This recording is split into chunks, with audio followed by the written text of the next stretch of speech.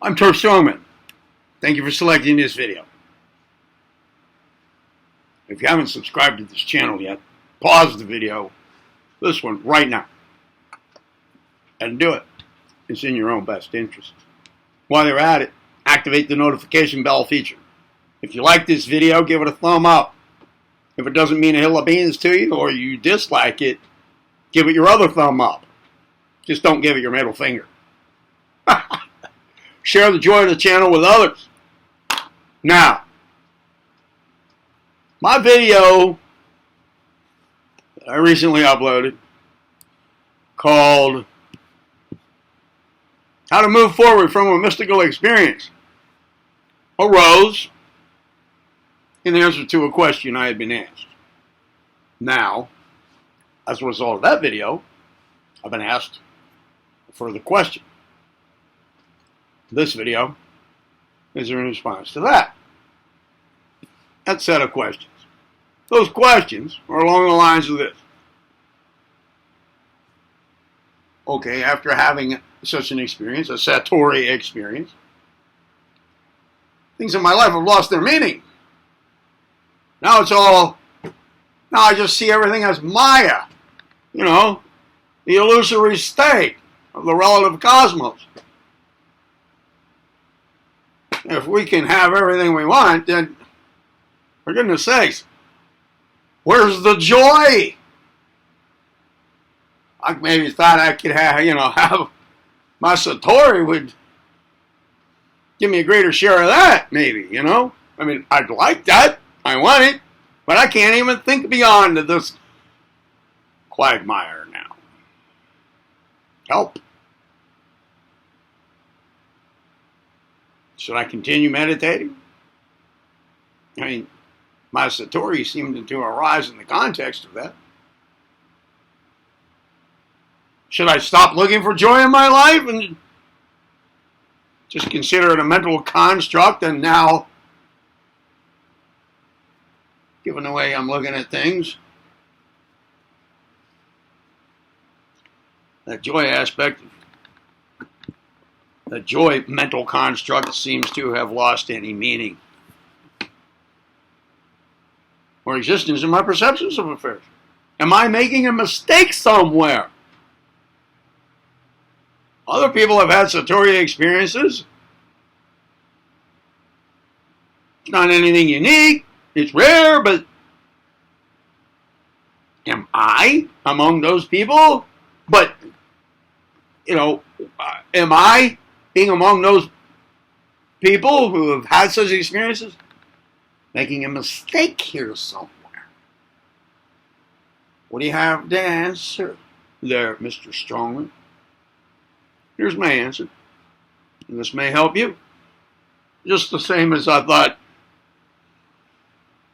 the video, How to Move Forward from a Mystical Experience, might help you. So this is kind of like a part 2. The law of opposites is ever at work in all things. Physical life, while a necessary phase of advancement on the path of attainment, has a sting, as well as does increased awareness of Maya. You're not doing anything wrong, unless your perceptions now involve a bit too much emphasis on the Satori phenomenon itself and on the disheartening portions of its results, those latter also being a phenomena. And in that video, How to Move Forward from a Mystical Experience, my I guess essential point was to not get caught up in the phenomena or its results. Just move forward. Take it for what it is. Give it its due attention. And once it's been given its due, give it no more. Proceed with your affairs.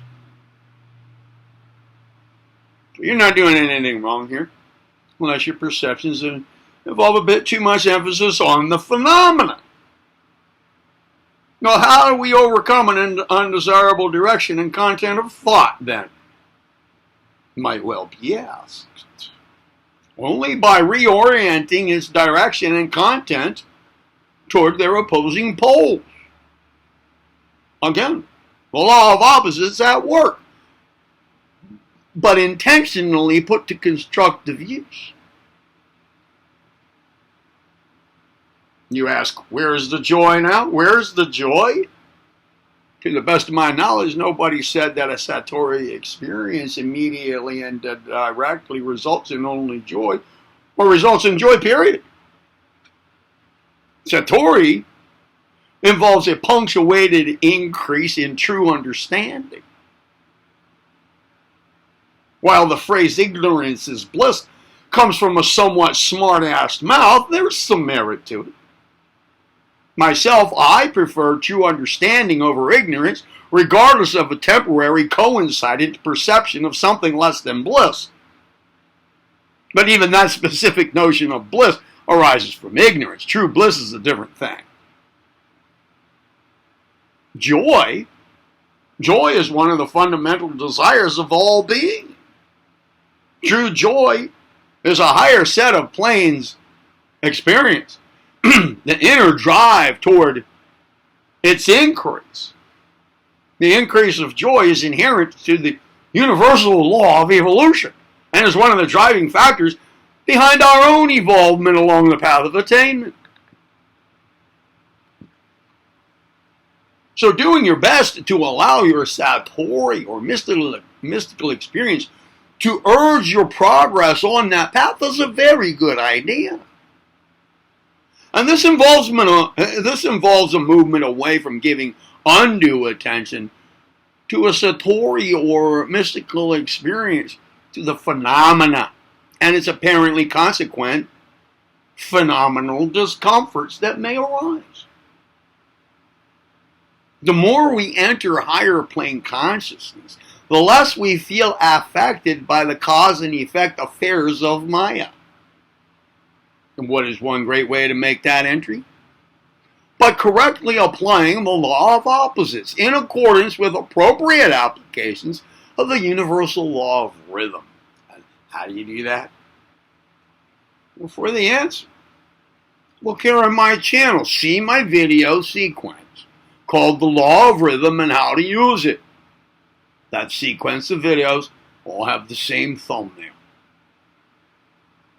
And that same name with a number after them, like 1, 2, 3, 4, 5. I think there are 6. I think so. Continue with your meditating. Focus on rhythmic breathing while you're doing it. And while doing that, while maintaining that focus, rhythmic breathing, also focus on your physical heart area, there in the center of your chest, and while also invoking some feeling of gratitude, even if that feeling is only a slight one. This combination will aid in your peace of mind and will distance your perceptions of undesirable assessments of affairs and of their attending negative emotional states. You can't always get what you want. But if you try sometime, you just might find you get what you need. The Rolling Stones. Lastly, ask yourself why you are doing any and all of this. What is your ultimate and fundamental reason? Is it for the results of your effort? Whatever they are. Make your ultimate and fundamental reason be sense of duty to cosmic will, to the universe. A sense of duty. Period. Immanuel Kant, the German philosopher, implied engaging in right action out of a sense of duty. This corresponds with one of the main thrusts of Karma Yoga, that being the path of action and work, in which we do not act and work for the results of our actions and work. But rather we act and work and let the results up to God, universal will, or whatever you want to call that sort of thing. Now here, lastly, ask yourself why you're doing any of this. What's your fundamental and ultimate reason? Is it the results? Make your ultimate and fundamental reason be sense of duty.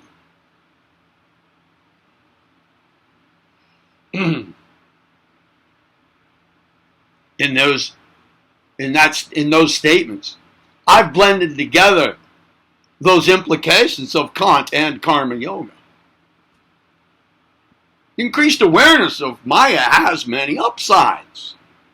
One is increased perception of relative manifestation as a cosmic motion picture show cast upon the screen of consciousness, a play of light and shadow.